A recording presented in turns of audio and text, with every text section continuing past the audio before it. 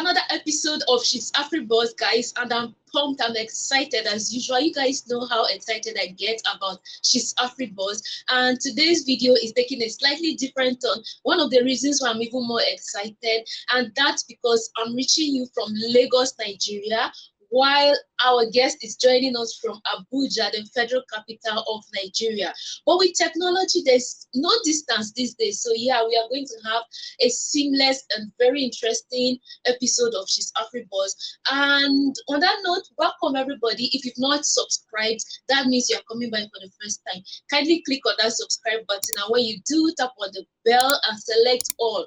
That way YouTube will send you all notifications each time I post a new video or I do a live stream. And if you're returning, thank you so much for always coming back. You guys know I love you so much. Okay, right now, like I said, today's episode is very exciting. We are going to talk with an exceptional AfriBoss who has invented a remarkable device that is going to save so many lives. One of the reasons, again, why I'm even very excited to share this story with you. We are going to talk about the device. We are going to hear her story. We are going to hear the reactions and everything that has to do with her and this device that she has invented. So welcome, like I said. Let's have join us Miss Kemi Shola. Miss Kemi, nice to have you. Thank you, Grace. Right. So we've read a lot about Miss Kemi Shola, but let's hear from you. Who is Kemi Shola? Okay. Well, let me reintroduce myself again. My name is Bolariwa Kemisola, and I'm the founder and the CEO of Nestware Technologies. I'm a robotics and embedded system engineer, so I have the basic knowledge of tech. I mean, this skill set in tech. So, aside that, advocate STEM education, majorly for girl child, in bridging the gap between STEM.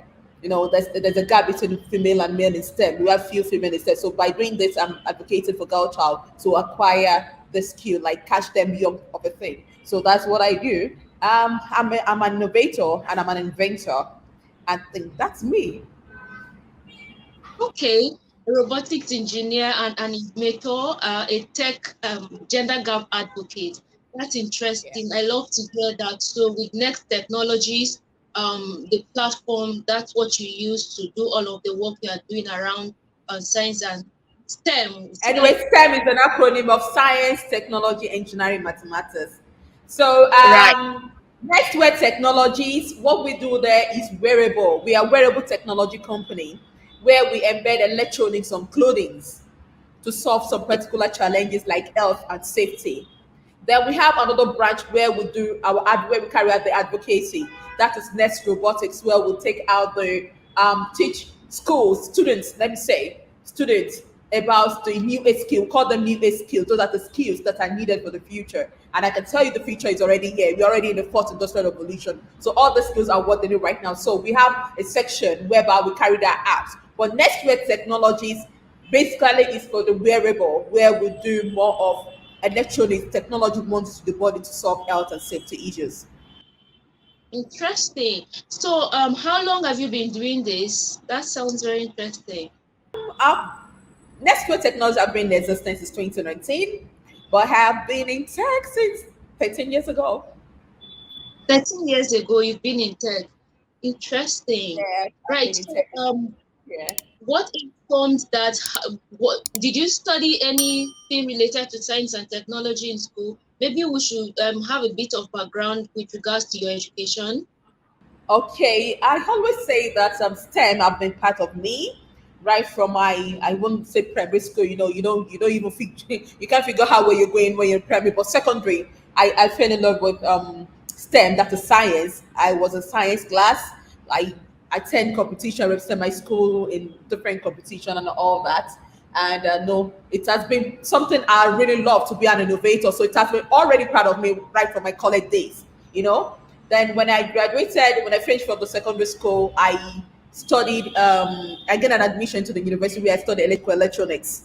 So I graduated with electrical electronics and before I now venture into robotics.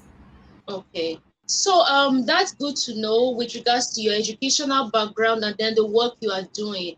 Um, our conversation today is actually prompted by your latest, innovation, and we just want to hear from you. Um, what informed that? How did you wake up and decided, oh, okay, I'm going to invent something like this? How did it all start? What informed it? Invention, innovation, like I've said earlier, is something that has been embedded in me. So it's I'm not surprised thinking outside the box to come up with something like that. So the major inspiration behind the invention that the smart bra device that detects earlier stage of breast cancer is that I lost someone to breast cancer. My hands in 2017 to breast cancer. Learn because I can see I have to research on it. I love research and development. That is what I do, research and development. So during my research, I concluded that breast cancer is a threat on all women globally, not just Nigerian women. All women globally is a threat. We don't know who is next. I can remember when, no, before she lost the battle, visiting her at the hospital.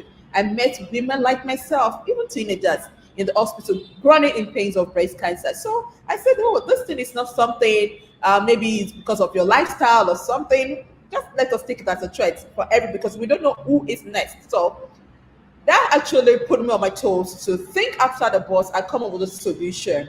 I can remember then I approached one of the oncologists treating her. We had a conversation, and we had a lot of conversation. But what I head on to is that if you're able to detect this cancer, the disease at early stage, you have the chances of being cured. In fact, in 10 cases, 9 out of 10 cases can be cured. So that brought about the invention. How can we help women? Can we help women to detect this thing, to know their status for any abnormality at all, either cancerous lump or not cancerous lump? That come about the smart bra to help women know their status, check their status often, know their status, then detect this cancer at the earliest stage so that they can get proper treatment before it gets out of hand. Right. So it's revealing for me to know that 9 out of 10 cases, if detected on time, can be treated, because cancer has been one of the leading Yes, causes yes. of death in women. Did you know that according to the World Health Organization in 2020, 2.3 million women were diagnosed with breast cancer, which led to 685,000 deaths? It is a serious issue. So this is a laudable feat. Thank you for this invention. So how does it work? How does it work to help with early detection and prevention?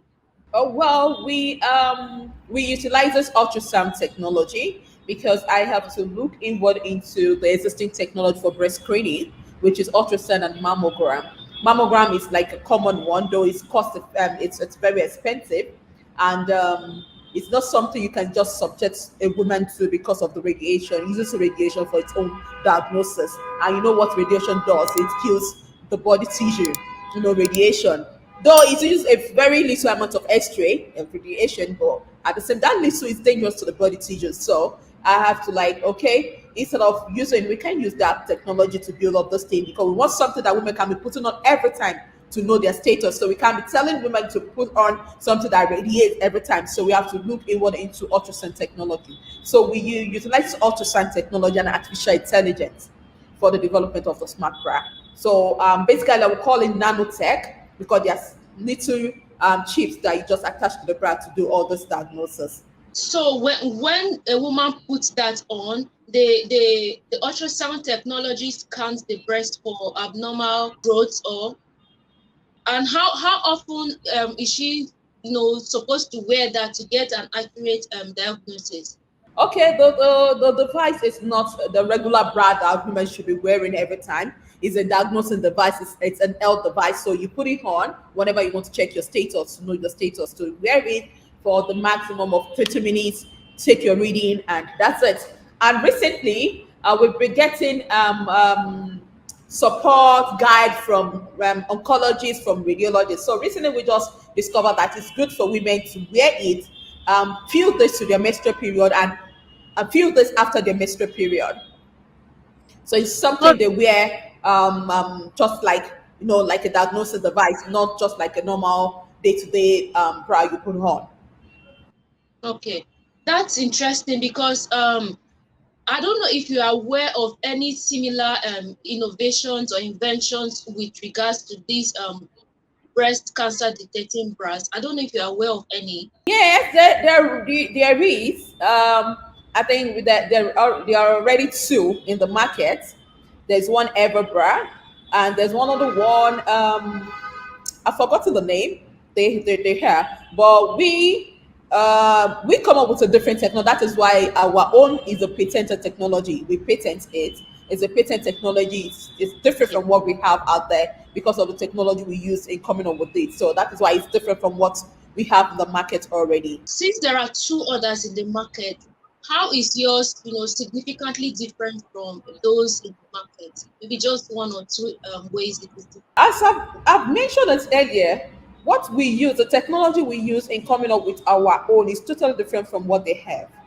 We are using ultrasound technology. That is, we are using transducers for our own diagnosis. So it's different technology. And aside the ultrasound, we also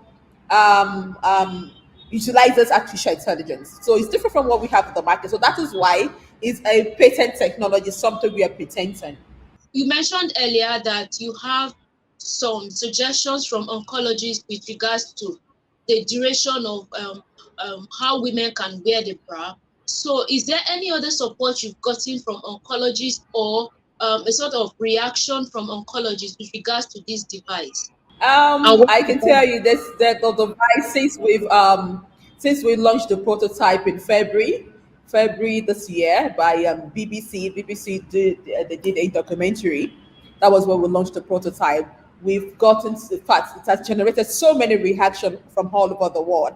We've got people reaching out to us from every part of the world about the invention, and people, oncologists, radiologists, sonographers, reaching out to chip in their own idea. People calling in to assist them. We are only tech people. I don't know anything about health or about medical. Likewise, my team, though we have a medical personnel on the team, but I myself, I am not. And the main team, we are all tech people. But with the reaction we gotten from people, with the help, assistance, people calling in, we want to assist you. Oh, this thing can work fast. That was what we get to know. Once someone called from Australia, is an oncologist, and he said, "Oh, this is a very good technology. In fact, this we override might override mammogram because of the this our own device can properly and conveniently diagnose a woman with a dense breast. What mammogram cannot do. Mammogram might find it difficult to diagnose a woman with a dense breast.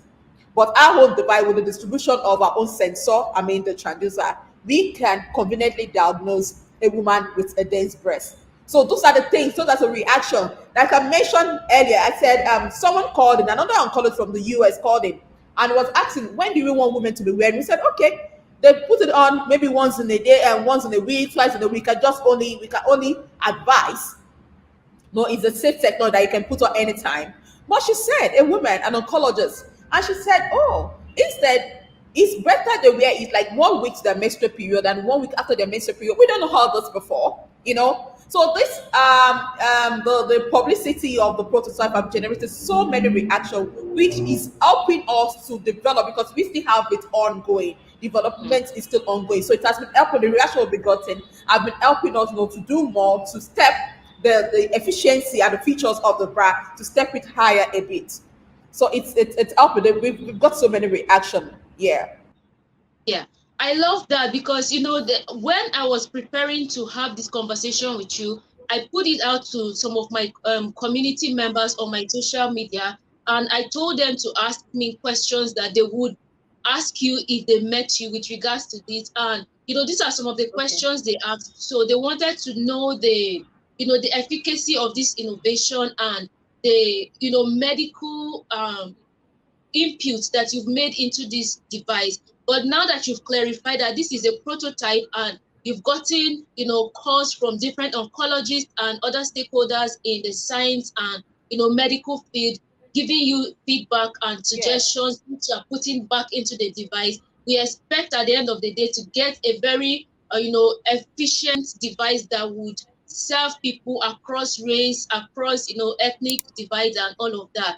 So now that Yeah. you've gotten this feedback, how is it progressing with the development of a possible um, final? It might not be final, because there's always research and new development. But at what stage are you now, Yes, basically? yes.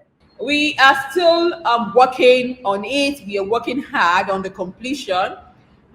We want to increase the features and the efficiency, which is, I mean, with the feedback we've gotten from the reaction from everybody, we need to step either, especially our diagnosing sensor. That's a sensor attached to it. The frequency is something we need to step increase a bit. Those are the things we are doing right now. Then coming up with the mobile application, because it's a device that will have a mobile application. The mobile application is where the patient or the wearer can check results. So Hmm. we're still going to come up with that. Then our PCB, those are the things we are doing right now to convert our PCB, because what we are using currently is a rigid PCB. We are using those hard ones. We want to convert them to flexible PCB so that it will sit comfortably without discomfort to the wearer. So we still have a lot to do for the completion, and that is where we are right now. We are working hard to complete it so that before the end of this year, we can get it available. So it's good to know that progress is being made. Someone on my community, my social media following, the person said, "Sister, you are a godsend." A lot of women are very excited about this innovation that you've made. You are actually a blessing to women across all generations, because this is only going to go further and get better, and it will also birth even more in inventions, and we are really excited for it. We can't wait to have it in the market. People were asking, they asked me to inquire from you how accessible this device is going to be to all women, and at what age do women need to start putting on this bra when it's eventually out? With the prototype we've done, the age bracket is from age of 16 to 65. Okay. With the prototype we've done, though we still want to do more. Like I said, we want to add more features to it and increase the efficiency. Then we'll now carry out our proper clinical trial. That's a standard clinical trial whereby we go to detect, do the final like the final what would Test. I call it? Test. Yes, for the age. Yes, the final age limit. So we know, okay, this is the age that we use this. This is the age, I mean, the final suitable age that can use the device. And the availability, we have a vision for the development of the device. It's not really for us to make revenue, to make money. No, there's a vision behind it. And the vision is to reduce the number of women dying of breast cancer. We are working towards 80%, to reduce by 80% before the end of 2030, aligned with SGD agenda. So by so doing this, we have to make it readily available, I mean accessible, because unlike the existing technology for breast screen, that is mammogram is not something someone that stays in a remote area can access. It's only the people that stays in the big city that can only access mammogram. So we want to make this accessible for every woman everywhere. Then for women that cannot purchase it, that cannot buy, that cannot afford it, we have the provision for them. And we, by so doing it, we are also going to partner with government to make sure that we have those devices closer to the people, especially at the remote area. Health centers, health centers are the one closer to the people. So having this, at health centers, having breast screening center around the cities and all that. So those are the programs. So those are the steps we are going to take to ensure that the device is accessible to everybody. All right. Would the bra be washable? Is it something, if I have one, for instance, is it something I can wash? Yes, yes, yes. The final design that we have, we have a finished design that we already have the design. We are going to design in such a way that, because of the electronic that is in there and the battery, it's using battery, and we cannot dip the battery in water. We cannot, and we can say that, okay, you have to be removing the battery whenever you want to wash it. So in that case, We want to use the bra will be like a nylon or leather material whereby you can clean with wipe. I don't know if you get me. The Yeah. material for the bra will be something silky that you can clean off, something like a rubber or something that you can clean with a wipes or wet any wet clothes.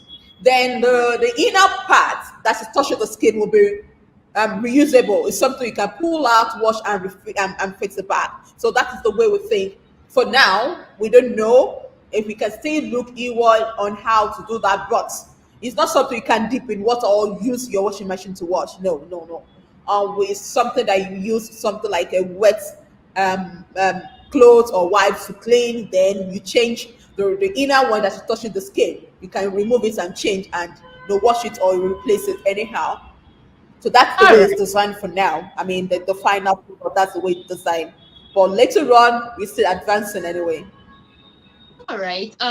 That's exciting. Honestly, I'm smiling because I know this is how women all over the world are going to smile eventually when this device is put out there for every woman because like you said, you lost a relative, an aunt to, breast cancer, and that's how so many people have lost, loved ones to breast cancer, and it is something, preventable. So this device would really help with that regard to help detect on time and to treat it early on. What's next for next year technologies? What else should we expect? Because a subscriber asked to ask you if you have any plans of inventing a pant that could dictate prostate cancer in men, since you've done for women. We have, like I've said that earlier, that what we do is R&D. We do research and development, and we have so many things to work on. And the smart Mm-hmm. bra is not our first product. We already have a product out there in the market that is a necklace, a smart necklace that is designed to curb. This one of our products is a pendant, is a chain or necklace. Let me put that with a necklace, but a smart necklace. It's embedded with the GPS tracker, so you will know that you have a tracker in it. Just put it on for just to aid your safety, for safety purposes, to curb this issue of kidnapping, adoption, and rape. At least the victim, the person can get help on time if there's any casualty. So this is not, the bra is not our first product, and this is what we do. We embed electronics on something you can put on, and we have a lineup of solution to work on. So after the bra, we come up with other solutions. So I would say that they should watch out, they should look out for more of our products out there. Right. So there's hope for men as well for a device that would help dictate prostate cancer at its early stage. So I'm sure you are watching. You who asked the question, and she has answered your question, that you should look out for more solutions coming from them shortly. Thank you very much, Miss Kemi, for speaking with us. Is there any other thing you would love for us to know, or you would love to share with us with regards to next year technologies, or with regards to the bra? Thank you. Well, I've mentioned earlier, this is what we do. We actually need more women to participate in STEM. We need them in STEM field. We have few women represented, no, being represented in this field, except medicine, or let me say medical generally. We have more women there, but other parts of STEM, we have few women being represented. We have, very, very, very few. So this advocacy cuts across attracting women to take part in this field, and we have so many programs to do that, majorly for women, majorly for young women, for girl child, to like draw their interest in STEM education, to choose STEM careers. So then we have a lineup of programs under our Nest Robotics platform. So that's part of what we do, to impart this knowledge, to attract, to encourage, to mentor women to go, because so many women will call in. I've gotten so many calls, DMs, that, oh, they want to go into tech. Some will tell you they don't have tech background. They do study science course in their secondary school, in the university. But I do tell them, irrespective of what you study, either you study economics or whatever you study, you can still tech. That doesn't disturb you from going into technology. You can go into technology. So women need people who want to encourage them, and we are open for that. My DM is open. If you need a mentorship, I don't take anything for that. Come in. So far, you are a woman. Just come in. I will schedule a time with you. Then we can have the conversation, and I can guide you through, put you through on how to go about it. So those are part of what I'm doing as my to contribute to my quota. Let me say that, to contribute my own quota Right. to STEM. Thank you for sharing the story with us, and thank you for this invention. Every woman out there and every man, we're all waiting, to have this final product out there that we can all use and, start saving lives. So we are going to keep in touch and follow up with, developments with regards to the bra and when it eventually is launched in the market. Oh, you're welcome. All right. Right, guys, and that has been today's conversation with regards to the smart bra that has been invented by Miss Bola Rinwa Kemishola.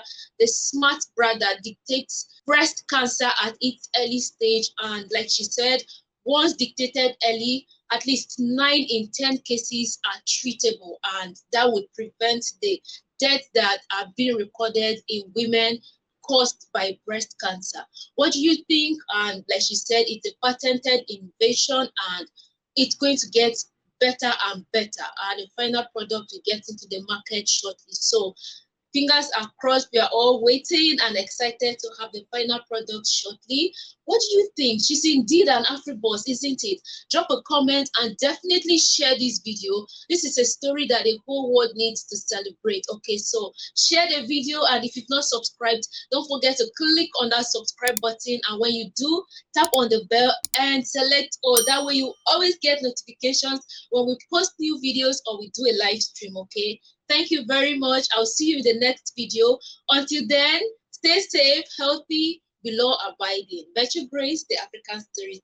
Bye. Mwah.